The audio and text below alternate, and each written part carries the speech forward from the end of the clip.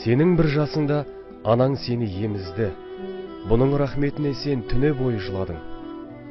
Сен 2 жасқа толғаныңда анаң саған жүруді үйретті. Ал сен болсаң, анаң шақырғанда қашатын едің.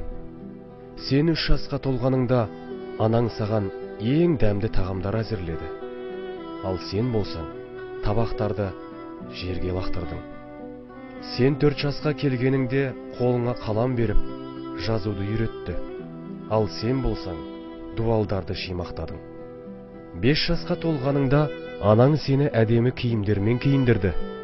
Бұның рахметіне сен үйге кір-қожалақ болып оралар едің.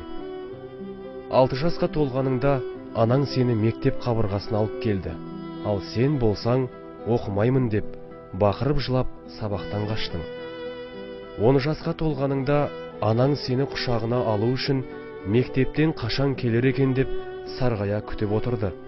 Ал сен болсаң, дереу бөлмеңе қарай асықтың. Сен 18-ге толып ер жеткеніңде анаң балам есейді деп көзіне жас алды. Ал сен болсаң, мен машина мінгім келеді дедің. Жасың 20-ға толғаныңда анаң балам біршама уақыт үйде отыршы деп өтінді. Ал сен болсаң, бар уақытыңды достарыңа ысырап еттің. Сен 25-ке келгеніңде анаң той жасап сені үйлендірді.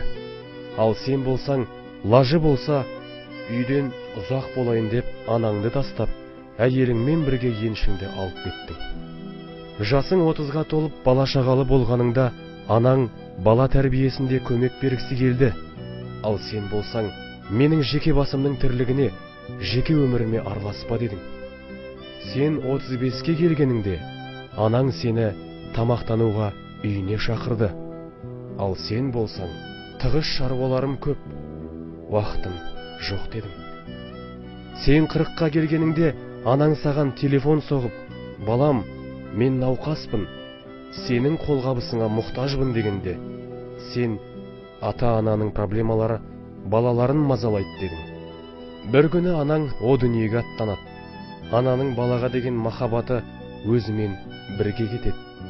Білгін, ананың о дүниеге аттануымен сен үшін жәннат есіктерінің бірі жабылады. Егерде сенің анаң әлі күнге дейін тірі болса, оны жалғыз қалдырма. Қолыңнан келгенше анаңа жақсылық істе. Ол қандай сөз айтса да, анаңды бақытты қылуға тырыс. Еш уақытта анаңа ашуланушы болма. Оның саған деген махаббаты орналасқан жүрегін жаралайтын ауыр сөздер айтушы болма. Сенің жалғыз ғана анаң бар.